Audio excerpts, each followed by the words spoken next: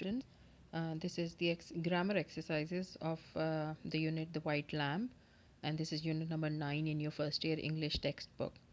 So, we are going to start off with the exercise in which you are asked to choose the different forms of words given. But before that, I just thought it would be beneficial that I tell you that how these words can be guessed by looking at them, that what part of speech they are. हमारे बच्चों को अक्सर problem होती है कि उनको समझ नहीं आती कि कोई वर्ड वर्ब है, नाउन है, एडजेक्टिव है या एडवर्ब है. तो मैंने उसके स्पेलिंग्स के ज़रिए कोशिश की है कि मैं आपको समझाऊं कि आप कैसे गेस कर सकते हैं कि कोई जो पार्ट ऑफ स्पीच है वो आप कैसे गेस कर सकते हैं. सो अगर आप यहाँ मुख्तलिफ 4 कॉलम्स देखें, दीज आर बेसिकली सुफिक्सेस. सुफिक्सेस हम ऐसे वर्ड्स को कहते हैं जो कि वर्ड्स के आखिर में लगते हैं और उनके लगने से उनका मीनिंग चेंज हो जाता है, ठीक है. और इसी तरह प्रीफिक्सेस हैं जो हम वर्ड के शुरू में लगाते हैं. सो सुफिक्सेस ऐसे हैं जिसकी वजह से आप किसी भी वर्ड को नाउन, वर्ब, एडजेक्टिव या एडवर्ब में चेंज कर सकते हैं. अच्छा, अब सबसे पहले आप नाउन वाला जो कॉलम है वो देखें. शन, ईयन, एन, ये ऐसे सुफिक्सेस हैं कि अगर ये किसी वर्ड के साथ लगे हों तो आपको पता चल जाता है कि ये नाउन है. जैसे नेशन, म्यूजिशियन, कंपेनियन, ठीक है. ये जिसके साथ भी लगेगा तो उसका मतलब है कि वो जो वर्ड है वो नाउन है, वो किसी चीज़ का नाम है. सेकंड है अ या ओ, जैसे पेंटर, ड्राइवर, सेंटर. सो ये सारे जो हैं ये भी नाउन्स हैं. ई आर वाई भी लग सकता है, जैसे सीनरी, स्टेशनरी. मेंट है डेवलपमेंट, इन्जॉयमेंट, इम्प्रूवमेंट. वाई लगता है जैसे ब्यूटी, ऑनेस्टी, तो ये भी सारे नाउन्स बन जाते हैं. ई डबल एस लगता है जैसे एक्ट्रेस, वेट्रेस, ठीक है, डचेस. सो ई डबल एस जिसके साथ भी लगेगा वो भी आपका नाउन बन जाएगा. नेस लगता है जैसे काइंडनेस है, ठीक. इसी तरह आपके पास नीटनेस है तो नेस जिसके साथ भी लगेगा वो भी आपका नाउन बन जाएगा. एज लगता है जैसे एडवांटेज है, पेट्रोनेज है. ये ऐसे वर्ड्स हैं जब ए जी ई सुफिक्स किसी के साथ लग जाता है मेन रूट के साथ तो वो आपका नाउन बन जाता है. एंस है, ठीक है, जैसे अटेंडेंस, परफॉर्मेंस, ठीक है, तो ये भी आपके नाउन्स हैं. एंट है जैसे एप्लीकेंट, सर्वेंट. सो ये भी आपके नाउन्स बन जाते हैं. डबल ई है जैसे एम्प्लॉई, इंटर्नी, ठीक है, तो ये भी आपका नाउन है. और एंस मैंने अब आपको पहले बता दी जैसे अटेंडेंस, परफॉर्मेंस. और इस्ट है जैसे receptionist, assistance. East I S T के साथ कोई भी और वर्ड आप सोच सकते हैं. Pianist, violinist, assistant. असिस्टेंट तो नहीं है लेकिन जैसे कोई भी ऐसा वर्ड जिसके आगे आप आई एस टी लगाएं तो वो नाउन बन सकता है. मेन रूट वर्ड होगा और आई एस टी उसके साथ लगाएं, जैसे violin, violinist, piano, pianist. Similarly other words. Verbs में ये सुफिक्सेस हैं जो सेकंड कॉलम है, इसमें जब आप किसी भी मेन रूट के साथ ये वर्ड्स लगा देते हैं तो वो वर्ब्स बन जाते हैं. और इसमें जो सबसे कॉमन है वो मैंने यहाँ नहीं लिखा because that was too common, जो ई डी है. जब भी आप किसी मेन वर्ब के साथ ई डी लगाते हैं तो वो भी एक निशानी है ये जानने की कि ये आपका वर्ब है. जैसे प्ले, प्लेड है, ठीक है, एन्जॉय, एन्जॉयड है. तो E D is very common way of गेसिंग कि ये भी कोई एक्शन वर्ड है हमारा. इसके अलावा फाई लगा सकते हैं, जैसे ब्यूटी के साथ अगर ब्यूटिफाई कर देते हैं तो वो वर्ब हो जाता है, मतलब किसी चीज़ को खूबसूरत बनाना. आई एफ वाई भी आप लगा सकते हैं, जैसे वेरिफिकेशन, वेरीफाई. वेरीफाई जो है वो आपका वर्ब हो जाएगा. ई एन भी लगा सकते हैं, जैसे सॉफ्ट, सॉफ्टन. सॉफ्टन का मतलब किसी चीज़ को सॉफ्ट कर देना, ठीक है. इसी तरह हार्ड, हार्डन, किसी चीज़ को सख्त कर देना. एट भी लगा सकते हैं, जैसे कोऑपरेट, इंटीग्रेट, एलैबोरेट. ये भी सारे वर्ब्स हैं. आई एस ई भी लग सकता है, जैसे इस वक्त मेरे जहन में कम ही वर्ड आ रहे हैं बिकॉज मैं ज़बानी बोल रही हूँ. जैसे एम्फसाइज़ है, आई एस ई लग सकता है, ठीक है. कैटेगराइज है, आई एस ई लग सकता है. और आपके ये दोनों स्पेलिंग्स काम करते हैं डिपेंडिंग ऑन कि ब्रिटिश है या अमेरिकन है. आई जी ई भी लगता है, आई एस ई भी लगता है. सो इसमें आप मुख्तलिफ वर्ब जितने भी आपका मेन रूट के साथ आई एस ई या आई जी ई लगेगा तो आपके वर्ब्स बन जाते हैं. ये एक निशानी है, गेस है आपका. आपने दिमाग में ये ट्रिक रखनी है कि आपने एंड पे देखना है कि ये जो वर्ड्स हैं वो ख़त्म कैसे हो रहे हैं. अच्छा, नेक्स्ट पे आ जाते हैं हम एडजेक्टिव्स. एडजेक्टिव एक क्वालिटी होती है जो किसी भी नाउन के साथ लगती है. और ये जो आपके पास सुफिक्सेस हैं इधर, ये जब किसी वर्ड के एंड पे आ रहे हों तो this is a sign that the given words are adjectives. A L A, जैसे नेशन से नेशनल हो सकता है, ठीक है। सो पॉलिटिक्स से पॉलिटिकल हो जाता है, ठीक है। सो लॉयल्टी से लॉयल हो जाता है। तो ए एल जब लगता है तो फिर वो वर्ड आपका एडजेक्टिव बन जाता है। ए आर वाई भी लग सकता है, ये आपने पहले कहा कि ई आर वाई, अब ये ए आर वाई कैसे हो गया। सो इस पे भी आपके बहुत से ऐसे वर्ड्स हैं जिसके आखिर में अगर ए आर वाई लगाए तो you can change them into adjective. Next is able. Able जो है वो सबसे कॉमन है, जैसे एग्रीएबल, अवेलेबल, बिलीवेबल, ठीक है। और इसमें आई बी एल ही भी हैं, कोई कई ऐसे वर्ड्स हैं जिसमें आई बी एल ही लग जाता है, तो but meaning is the same. L Y है, ठीक है आपका। आपको वैसे ये लगेगा कि एडवर्ब है, लेकिन बहुत से ऐसे आपके वर्ड्स ऐसे भी हैं जिसमें एल वाई लगता है तो वो एडजेक्टिव्स हो जाते हैं। I C is very common, for example scenic, scene से सीनिक हो जाएगा, ठीक है। इसी तरह पोइट से पोइटिक हो जाता है, तो पोइटिक समथिंग उसकी क्वालिटी हो गई। O U S is again very common, advantageous, conscious. O U S, jealousy से jealous. So O U S के साथ भी जितने वर्ड्स लगते हैं वो आपके एडजेक्टिव हैं। और आखिर में लेस है, जैसे क्लीन, आपको मैंने शुरू में बताया ना कि नीटनेस जो है वो आपकी वो है, नाउन है, लेकिन अगर उसके ही आगे अगर लेसनेस लगा दे, जैसे केयरलेसनेस या केयरलेस होना जो है, वो आपका एडजेक्टिव बन जाता है जब आप किसी चीज़ के साथ लेस लगा सकते हैं, जैसे careless, heartless. L E double S जिसके साथ भी लगेगा वो आपका एडजेक्टिव बन जाएगा। लास्ट में हम आते हैं जी एडवर्ब्स पे। L Y is the most common way of changing words into adverbs. For example carefully, quickly, slowly, rudely, politely. So सबसे ज़्यादा जो कॉमनली यूज़ होता है हमारे पास सुफिक्स किसी भी वर्ड को एडवर्ब में बनाने में, वो एल वाई है। इसके अलावा वर्ड भी हो सकता है, बैकवर्ड, फॉरवर्ड, वेवर्ड, ठीक है। तो ये भी आपका एक एडवर्ब है। और वेज, बैकवेज, और इसी तरह साइडवेज, सो ये भी आपका एक एडवर्ब बनाने का तरीका है। अच्छा, ये जब आपने सारे देख लिए, इसको बताने का मकसद ये है कि ये कैसे आपके पास गिव अवे वर्ड्स हैं, कैसे आपके पास साइन वर्ड्स हैं, जिसको आप जैसे कहते हैं कि टेल टेल वर्ड्स हैं, कि अगर आप किसी भी वर्ड को देखें और उसके कहीं बीच में या एंड पे ये आ रहे हों तो इसका मतलब है कि आपके लिए बहुत आसान है ये बताना कि ये जो वर्ड्स हैं वो नाउन्स हैं, वर्ब्स हैं, एडजेक्टिव हैं या एडवर्ब हैं। ना कमिंग टू योर एक्सरसाइज, अब इसमें आपने यही करना था कि पैरेंथेसिस के अंदर वर्ब्स दिए हुए थे, वर्ड्स मुख्तलिफ दिए हुए थे, और उसको आपने according to the context change करना था कि नाउन बनाना था, या उसको आपने वर्ब बनाना था, या उसको एडजेक्टिव बनाना था, या आपने उसको एडवर्ब बनाना था। तो अब देख लें कि तकरीबन वही सुफिक्सेस जो हमने अभी बात कर ली है वही इसमें लगे हुए हैं। According to expert, the ways you spend your free time is vital to your general happiness. Noun हो गया। And getting the right balance is very important. अब गेट का जो वर्ब है वो गेटिंग ही हो सकता है। It goes without saying that physical fitness, fit का क्या यूज़ करेंगे, फिटिंग, फिटेड, फिटनेस ही होगा। Physical fitness is the key, so every one's leisure time should include some form of exercise. Ideal, ideally something, अब ये आपका adverb है ideally. Ideally something that you find enjoyable, adjective हो गया। Most people also gain satisfaction from doing something creative, I V E है, again adjective है। Such as painting, cooking और gardening. However not all your free time activity should be solitary. Solitary means कि ज़रूरी नहीं कि आप अकेले अपने साथ टाइम गुजारें। You may end up feeling lonely. Companionship, ठीक है, कंपेनियन दिया हुआ था तो उसका जो नाउन बनेगा वो कंपेनियनशिप है। Companionship is also important to most people sense of well being, but you must find the right kind of social interact. अब इंटरैक्ट का जो नाउन है वो है interaction, so you must find some kind of social interaction. Member in good some groups, member तो नहीं हो सकते, तो membership in some groups such as political parties can simply lead to stress and frustration. Frustrate को हमने noun के साथ करना है, frustration. Joining a social society तो नहीं यूज़ कर सकते, joining a society group, तो उसको हमारा उसका एडजेक्टिव क्या है, social. Joining a social group like blood donation society और yoga classes are likely to be much more benefit, much more beneficial. A L लग गया, ये भी आपका एडजेक्टिव है। आपने कॉन्टेक्स्ट में देखना होता है कि इस वक्त जो हमारा सेंटेंस है उसमें कॉन्टेक्स्ट में क्या चीज़ चल रही है, आपने यहाँ नाउन लगाना है कि आपने यहाँ वर्ब लगाना है, ठीक है। अगर तो आपने नाउन लगाना है तो आप कोशिश करेंगे कि एन ई डबल एस लगाएँ, आई ओ एन लगाएँ, ठीक है। वाई लगा सकते हैं, जैसे एक्टिविटी है, सो उसमें आपने वाई लगा दिया। जहाँ आपको एडजेक्टिव चाहिए वहाँ आप आई वी ई लगाते हैं या ए बी एल ई लगाते हैं, ठीक है। ए एल लगाते हैं, जैसे सोशल, पॉलिटिकल, इंजॉयबल, क्रिएटिव, ये सारे आपके एडजेक्टिव्स हैं। फ्रस्ट्रेशन, सेटिस्फैक्शन, हैप्पीनेस, ये देखें ये सारे आपके नाउन्स हैं।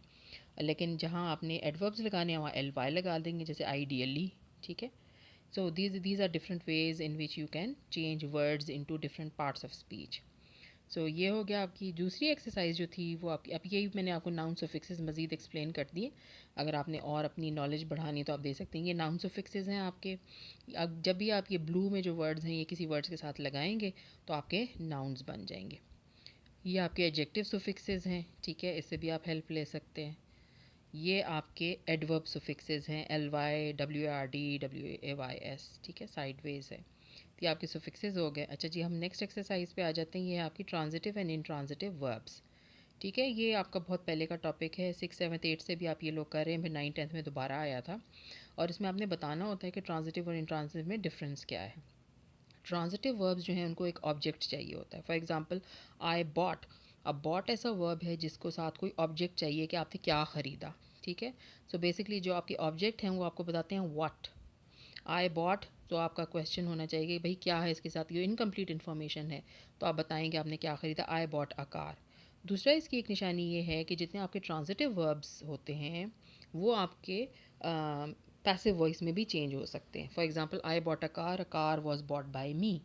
लेकिन इसके ऑपोजिट जो आपके इंट्रांजिटिव वर्ब्स होते हैं उनके बाद कोई ऑब्जेक्ट नहीं लगता, जैसे द बेबी स्माइल्ड। एंड जो इंट्रांजिटिव वर्ब्स हैं बेसिकली वो आंसर करते हैं हाउ को, कि कोई चीज़ कैसे हो रही है, वर्ब कैसे हो रहा है। वेयरएज ट्रांजिटिव वर्ब में वर्ब क्वेश्चन आंसर करता है व्हाट को, कि you buy something an object, what did you buy a car. You can not just say I bought because it would sound incomplete. You need a direct object, a transitive verb. Transitive verb सारे ऐसे होते हैं जिनके पास आपको direct object चाहिए, otherwise the information is incomplete. For example, I stopped. तो आप कहेंगे भाई what did you stop? I stopped the car. The car becomes your direct object. ठीक है। On the other hand side, the intransitive verbs, they do not contain an object. For example, the baby smiled, the car stopped, he arrived. इसके साथ आपको direct object की ज़रूरत नहीं है। You can not have an object after an intransitive verb.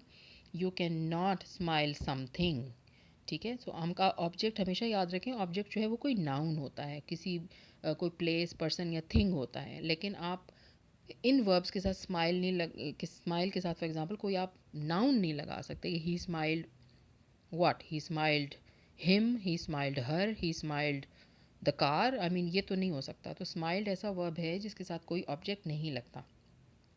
He waited but no बडी केम। इसमें भी देख लें कि आपका वेटेड और केम दोनों आपके इंट्रांजिटिव वर्ब्स हैं, बिकॉज उनके बाद आपका कोई ऑब्जेक्ट नहीं आया। The car stopped intransitive verb है because there is no object, ठीक है। बॉटम पे देख लें, बिल्कुल ही runs a small grocery store. अच्छा, आपका जो स्मॉल ग्रॉसरी स्टोर है वो आपका मेन ऑब्जेक्ट है, डायरेक्ट ऑब्जेक्ट है, ठीक है। ही रन्स अगर आप सिर्फ कह देते हैं तो वो उसका कोई मीनिंग नहीं है। He runs a small grocery store, और ये पैसिव में भी चेंज हो जाएगा। A small grocery store is run by him. But उसके ऑपोजिट देखें कि ही runs along the beach every morning, तो यहाँ रन का मतलब वो नहीं है जो पहले सेंटेंस में है। ही रन्स का मतलब वो मैनेज करता है, वो चलाता है ग्रोसरी स्टोर को। Whereas in the other sentence he runs along the beach every morning means that running for exercise, कि वो रोज़ रनिंग पे जाता है। He runs along the beach every morning, तो यहाँ देखें रन्स के बाद आपके पास कोई डायरेक्ट ऑब्जेक्ट नहीं है, ठीक है। सो ये आपका ट्रांजिटिव और इंट्रांजिटिव का फ़र्क है। एक्सरसाइज पे आ जाते हैं। Tell whether the verbs in colour are transitive और intransitive. Put a tick on the correct option. She was crying all day long. अब क्राइंग के बाद कोई आपके पास नाउन नहीं है, कि और वही बात है कि ये जो आपका वर्ब है ये हाउ बता रहा है कि वो कैसे रोई, वो सारा दिन रोई, ठीक है। सो ये इंट्रांजिटिव है। ही showed her the photo album. Show क्या किया, फ़ोटो एल्बम, ठीक है। तो आपके पास एक डायरेक्ट ऑब्जेक्ट है, सो यहाँ ये आपका ट्रांजिटिव हो जाएगा, ठीक है। एक नाउन है आपके पास कि शोड क्या किया, he showed her the photo album, तो वो आपका डायरेक्ट ऑब्जेक्ट आ जाएगा। नेक्स्ट सेंटेंस देखें, the doctor advise me to exercise regularly. So क्या किसको एडवाइज़ किया, मुझे एडवाइज़ किया, क्या एडवाइज़ किया, एक्सरसाइज रेगुलरली, तो ट्रांजिटिव हो जाएगा। It was raining at that time. अब रेनिंग के बाद कोई आपका ऑब्जेक्ट नहीं है, हमें ये नहीं पता चल रहा कि क्या रेन हो रही है, ठीक है, हमें ये पता चल रहा है कैसे रेन हो रही है। He it was raining all the time, तो इंट्रांजिटिव हो जाएगा। She laughed at a joke, ठीक है, ये भी आपका इंट्रांजिटिव है, साथ कोई नाउन नहीं है। और अगेन अगर आप इनको कोशिश करें पैसिव में चेंज करने की तो वो भी नहीं हो सकता। At the joke laughed by her doesn't make sense. She gave a cookie to the child, क्या दिया, कुकी, ठीक है, तो डायरेक्ट ऑब्जेक्ट आपके पास है, इसको आप पैसिव में भी चेंज कर सकते हैं। A cookie was given to the child by her, ठीक है, तो ये आपका ट्रांजिटिव है। तो एक निशानी ट्रांजिटिव और इंट्रांजिटिव की है कि जो आपके ट्रांजिटिव सेंटेंसेज होते हैं वो पैसिव में आराम से चेंज हो जाते हैं, जो इंट्रांजिटिव हैं वो पैसिव में नहीं चेंज हो सकते। दे स्लेप्ट इन द स्ट्रीट, ठीक है, अब ये आपका अगेन इंट्रांजिटिव है, आप चेंज करके देखें। In the street slept bye them, कोई सेंस नहीं बन रही ना इस किस्म का कोई सेंटेंस है। So this is telling you how they slept in the street, so this is intransitive. Next पे आ जाए, आई एट द चेरीज, बहुत ही डायरेक्ट किस्म का ऑब्जेक्ट है, क्या खाया जी, cherries. The cherries were eaten by him, आपका पैसिव भी आराम से बन जाता है, तो ये आपका ट्रांजिटिव है। My father doesn't drink coffee, क्या ड्रिंक नहीं करते, कॉफ़ी, डायरेक्ट ऑब्जेक्ट है। The coffee is not drunk by my father, तो आपका ट्रांजिटिव हो गया।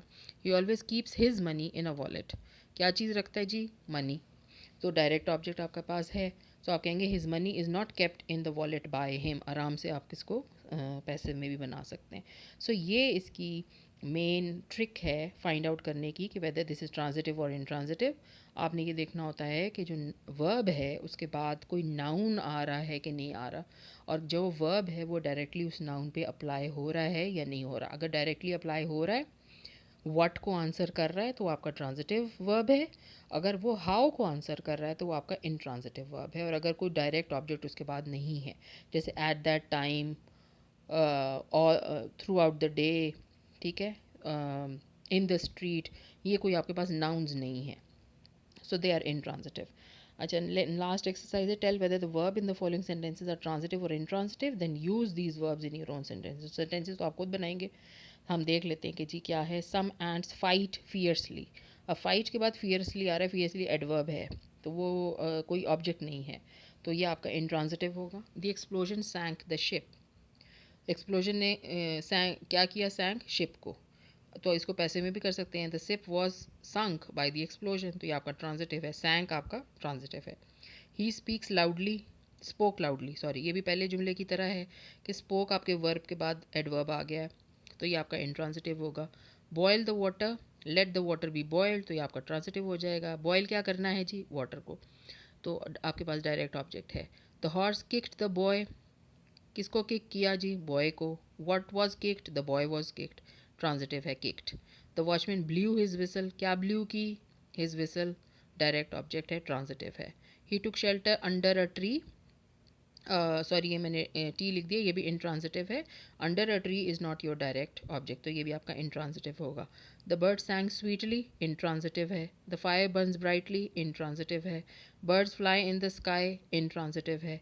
Time heal all wounds, transitive है, क्या हील करता है जी, wounds, all wounds are healed by time, transitive हो जाएगा। यू सरप्राइज्ड मी, ट्रांजिटिव है, किसको सरप्राइज किया जी, मुझे। I was surprise by you, आराम से पैसिव में भी चेंज हो सकता है, तो ट्रांजिटिव है। डू सिट डाउन, इस पे ये है कि प्लेस भी मेंशन नहीं है, ठीक है, सिर्फ बताया गया कि क्या करना है, नीचे बैठ जाओ, तो इसको आप पैसिव में आराम से चेंज नहीं कर सकते, so this is intransitive. I usually sleep well, well again is adverb, ठीक है, इंट्रांजिटिव है। Let's eat something, so something again is not a direct object, तो ये भी आपका इंट्रांजिटिव है। So this is one way of finding out whether your verbs are transitive or intransitive. दो चीज़ें आपने देखनी होती हैं, एक तो ये कि whether the verb is directly linked with the direct object, whether the verb is being somehow taken up by your direct object, उस पर अप्लाई हो रहा है या नहीं है। और सेकेंडली आपने ये देखना है कि क्या ये सेंटेंस आराम से पैसिव वॉइस में चेंज हो रहा है या नहीं हो रहा। सो ये दो आपके जहन में ट्रिक्स होनी चाहिए। Going back to the table here, I bought a car, अगर आपका जो वर्ब है डायरेक्टली ऑब्जेक्ट के साथ रिलेटेड है और किसी व्हाट को आंसर कर रहा है, दैट इज़ ट्रांजिटिव। और अगर आपका जो वर्ब है वो सिर्फ आगे एक्सप्लेन हो रहा है कि the baby smiled beautifully, the car ran fast, या ही ड्रोव केयरफुली, एक्सेट्रा, या द कार स्टॉप्ड, उसके आगे की कोई भी आपका डायरेक्ट ऑब्जेक्ट नहीं है, so that kind of a verb becomes intransitive verb. I hope that you understand. If you have any question, you can ask, and that's it from my side. Allah Hafiz.